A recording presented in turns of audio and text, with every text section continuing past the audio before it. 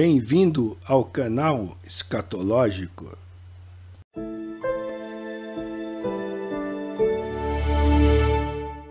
Esta imagem do líder maior da Igreja Romana com um líder político apenas demonstra a prostituição dessa falsa igreja com os líderes da terra, os reis da terra, que são mencionados em Apocalipse.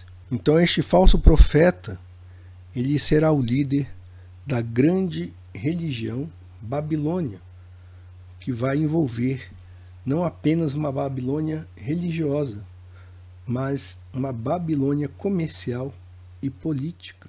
A palavra mistério, que aparece em Apocalipse 17, tem um determinado sentido.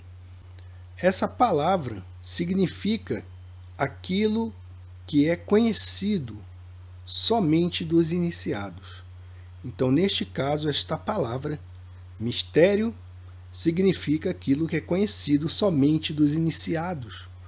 A verdadeira igreja tem os seus segredos, que são celosamente guardados. Os indivíduos não regenerados desconhecem as realidades do Espírito, como diz a Bíblia, porquanto elas devem ser discernidas espiritualmente. Está lá em 1 Coríntios, capítulo 2, que você pode ler. A anti-igreja, ou Babilônia, também vai ter os seus próprios mistérios. Também terá os seus próprios mistérios. Os mistérios do diabo. Entretanto, esses mistérios são prodígios de mentira. Mas Deus revelou os segredos de Satanás. O anjo, porém, me disse: por que te admiraste? Dir-te-ei o mistério da mulher e da besta que tem as 7 cabeças e os 10 chifres e que leva a mulher. Apocalipse 17, 7. Um famoso comentário bíblico apresenta o seguinte interessante sumário desses primeiros 5 versículos de Apocalipse 17. Ao mesmo tempo, diz: não podemos deixar de ver que há uma forma especial de iniquidade, que mais que qualquer outra coisa no mundo é salientado no simbolismo deste capítulo 17, e é a apostasia da Igreja de Roma. Não que possamos concordar com aqueles que pensam que a Roma papal é o único inimigo de Deus aqui mencionado, porquanto descobrimos na lamentação por causa da queda de Babilônia muita coisa que nos leva a pensar não apenas em uma imensa Babilônia eclesiástica, mas também em uma imensa Babilônia comercial. Mas não podemos ter qualquer dúvida sobre o fato de que a Roma papal é uma das formas dessa Babilônia mística.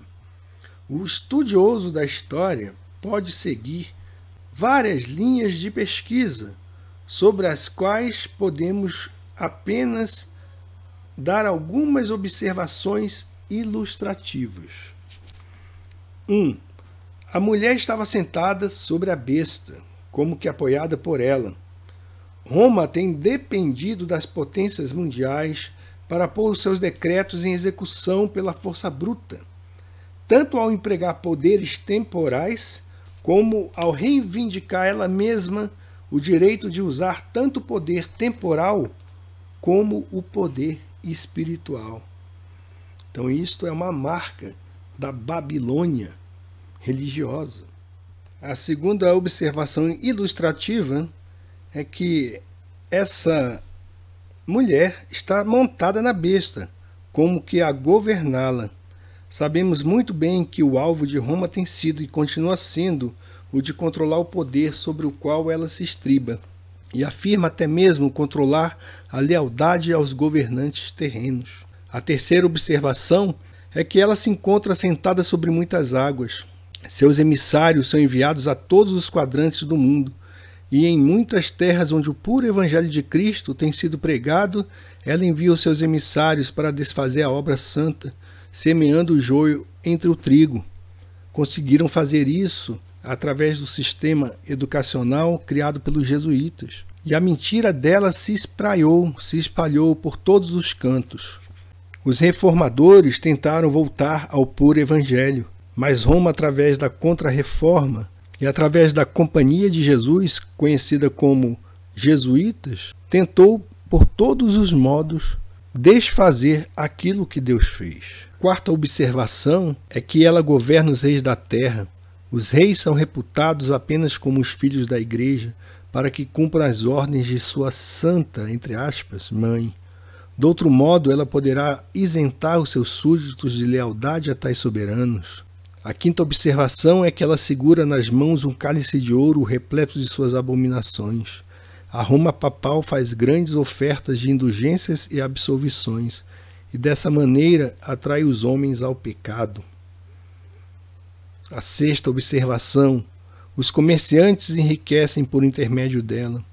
Muitos têm enriquecido pelo tráfico iníquo com o qual ela consente, ao fazer da casa de oração um covil de salteadores, pois as suas indulgências e absolvições cobrem qualquer modalidade e grau de pecado. Quer se trate do amealhamento de riquezas, quer se trate de outra forma de desonestidade. A sétima observação: ela está vestida com vestes pomposas de ouro, púrpura, escarlata e pedras preciosas. Qualquer pessoa que observe detidamente a Roma papal não terá necessidade de ser convencida das riquíssimas exibições e do brilho ofuscante que ali se vê. Então você pode ir lá no Vaticano e você vai observar. Não precisa de ninguém contar para você a grande riqueza dessa Babilônia espiritual. A oitava observação ilustrativa é que ela se acha bêbada com o sangue dos santos. Que narrativas a história nos desvenda. 150 mil pessoas pereceram durante a Inquisição somente em 30 anos. E desde o princípio da Ordem dos Jesuítas, em 1540, supõe-se que 900 mil pessoas pereceram sob a crueldade papal. Eu indico um livro chamado Livro dos Mártires, escrito em latim por John Foxe. É Fox com E no final, tá? John Foxe. E esse livro foi traduzido do latim para outras línguas, tá? A nona observação ilustrativa é que na besta que ela monta estão escritos nomes de blasfêmia. Por exemplo, a proclamação de infalibilidade papal é o grande cumprimento dessa palavra, que ultrapassa, ao nosso ver, todos os outros cumprimentos. Isto é uma grande blasfêmia.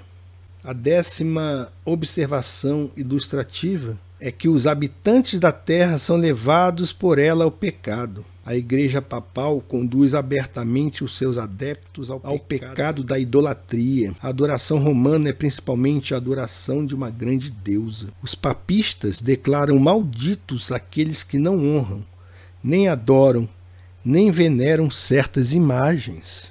A 11ª observação é que, não obstante, apesar disso tudo, dentro dessa grande Babilônia, até ao fim, haverá alguns santos de Deus que serão chamados a sair dela. Apocalipse 18:4. Apesar dela ser tão tremendamente apóstata e adúltera, como a Roma papal é, sob seu palio existem muitos santos totalmente ignorantes de suas abominações. Está condenada a uma queda horrenda, de forma súbita, completa e eterna. Mas a maneira como esse grande mistério da iniquidade ainda haverá de cair é algo que ainda temos de considerar. O que podemos fazer é apenas estudar a palavra de Deus e ir juntando o quebra-cabeças, as peças desse quebra-cabeças, porque os fatos vão aos poucos se encaixando dentro da palavra profética.